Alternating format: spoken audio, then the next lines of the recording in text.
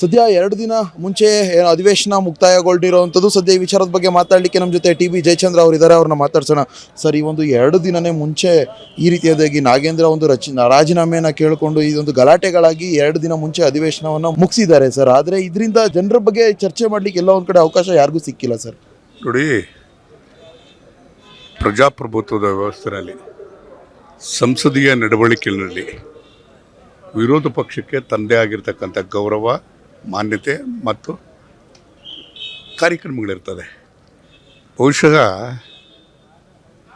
ಸದನ ಪ್ರಾರಂಭ ಆದ ಅಂದಿನಿಂದ ಇಂದುವರೆಗೂ ಕೂಡ ಯಾವುದೇ ಒಂದು ಸಭೆಗೆ ಅಥವಾ ಸಭಾಧ್ಯಕ್ಷರಿಗೆ ಒಂದು ನೋಟಿಸ್ ಕೊಡದಲೆ, ಚರ್ಚೆಗೆ ಭಾಗವಹಿಸದಲೆ ಮುಂಡುವಾದವನ್ನು ಮಾಡಿ ರಾಜೀನಾಮೆ ಕೊಡಿ ಯಾವ ಕಾರಣಕ್ಕೋಸ್ಕರ ಅಂತಕ್ಕಂಥದ್ದನ್ನು ಹೇಳುವಷ್ಟು ವ್ಯವಧಾನ ಇಲ್ಲದೆ ಇರತಕ್ಕಂಥವ್ರು ಸದನವನ್ನು ನಡೆಯೋದಕ್ಕೆ ಬಿಟ್ಟಿರ್ತಕ್ಕಂಥದ್ದು.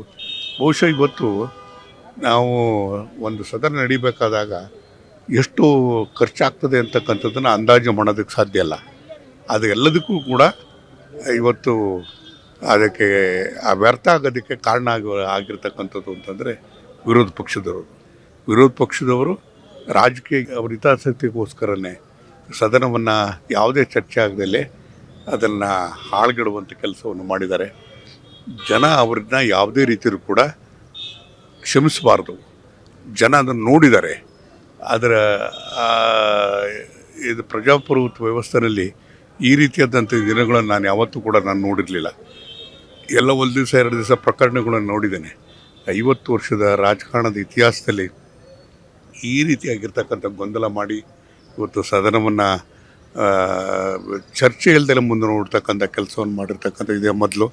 ಬಹುಶಃ ವಿರೋಧ ಪಕ್ಷದವರು ಅವರು ಎಲ್ಲ ರೀತಿಯಾದಂಥ ಅವರ ನೈತಿಕತೆಯನ್ನು ಕಳ್ಕೊಂಡಿದ್ದಾರೆ ಅನ್ನೋದಕ್ಕೆ ಇದೊಂದು ಸಾಕ್ಷಿ ಸರ್. ಮತ್ತು ಈ ಒಂದು ಚರ್ಚೆ ಆಗದಲ್ಲೇ ಇರುವಂಥದ್ದು ರಾಜ್ಯದ ಮೇಲೆ ಏನಾದರೂ ಎಫೆಕ್ಟ್ ಬೀಳುತ್ತಾ ಸರ್? ಯಾಕಂದರೆ ಅಧಿವೇಶನ ಕರೆಯೋದೇ ಜನರ ಬಗ್ಗೆ, ಇನ್ನು ರಾಜ್ಯದಲ್ಲಿ ಆಗ್ತಿರೋ ಬೆಳವಣಿಗೆಗಳ ಬಗ್ಗೆ ಚರ್ಚೆ ಮಾಡಲಿಕ್ಕೆ. ಆದರೆ ಯಾವುದೇ ರೀತಿಯಂಥ ಚರ್ಚೆ ಆಗಿಲ್ಲ ಸರ್.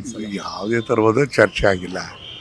ವಿನಾಕಾರಣ ಸಾರ್ವಜನಿಕರ ಹಣ ವ್ಯಯ ಆಯಿತು, ಕಾಲ ಹರಣ ಆಯಿತು. ಅದಕ್ಕೆ ಉತ್ತರಿಸಬೇಕಾಗಿರ್ತಕ್ಕಂಥವ್ರು ವಿರೋಧ ಪಕ್ಷದವರು ವಿನಃ ಆಡಳಿತ ಪಕ್ಷದವರಲ್ಲ. ಆದರೆ ನಾವು ಚರ್ಚೆಗಳು ಸಿದ್ಧವಿದ್ರಿ, ನಾವೆಲ್ಲದಕ್ಕೂ ಕೂಡ ನಾವು ಸಹಕಾರ ಕೊಡೋಕೆ ತಯಾರಿದ್ವಿ.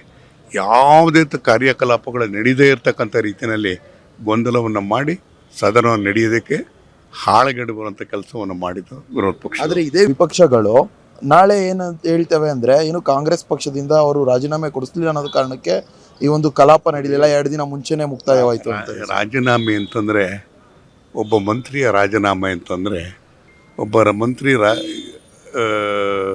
ಪ್ರಮಾಣ ವಚನ ಸ್ವೀಕಾರ ಮಾಡಿ ಕೆಲವೇ ದಿವಸ ಆದಮೇಲೆ ಅವ್ರನ್ನ ಏಕಾಏಕಿ ರಾಜೀನಾಮೆಯನ್ನು ಕೊಡಬೇಕು ಅಂತ ಹೇಳಿದ್ರೆ, ರಾಜೀನಾಮೆ ಪಡಿಬೇಕು ಅಂದರೆ ಯಾವ ಕಾರಣಕ್ಕೋಸ್ಕರ ಅಂತಕ್ಕಂಥದ್ದನ್ನು ಅದನ್ನು ವಿವರವಾಗಿ ಸದನದಲ್ಲಿ ಮಂಡಿಸುವಂಥ ಕೆಲಸವನ್ನು ಮಾಡಬೇಕಾಯ್ತು. ಅದು ಮಾಡ್ದಲೇ ರಾಜೀನಾಮೆ ತಗೊಳ್ಳಿ ಅಂತಂದರೆ, ಒಬ್ಬ ಸಚಿವ ಅಂತಂದರೆ ಇಡೀ ಸಚಿವ ಸಂಪುಟದ is a collective decision of the ಈ ರೆಪ್ರೆಸೆಂಟ್ ಕ್ಯಾಬಿನೆಟ್. ಈ ರೆಪ್ರೆಸೆಂಟ್ ಕ್ಯಾಬಿನೆಟ್ ಅಂದರೆ ಇಡೀ ಸರ್ಕಾರದನ್ನು ಪ್ರತಿನಿಧಿಸ್ತಕ್ಕಂಥವ್ರು. ಹಾಗಾಗಿ ಏಕಾಏಕಿ ಸದನವನ್ನು ರಾಜೀನಾಮೆ ಕೊಡಿ, ಮಂತ್ರಿಗಳು ರಾಜೀನಾಮೆ ಕೊಡಿಸಿ ಅಂತಕ್ಕಂಥದ್ದು ಇದು ಹುಡುಗಾಟಿಕೆ ಪ್ರಶ್ನೆ ಅಲ್ಲ. ಸಂವಿಧಾನವನ್ನು ಗಾಳಿಗೆ ತೂರುವಂಥ ಕೆಲಸವನ್ನು ಮಾಡಿದ್ದಾರೆ ಇವರು. Thank you sir. ಇದಿಷ್ಟು ಶಾಸಕ ಟಿ ಬಿ ಜಯಚಂದ್ರ ಅವರ ಮಾತಾಗಿರುವಂಥದ್ದು. ಕ್ಯಾಮ್ರಾ ಪರ್ಸನ್ ನಿಶಾಂತ್ ಜೊತೆ ಜೀವನ್, ಅಶ್ವೇಗ ನ್ಯೂಸ್, ಬೆಂಗಳೂರು.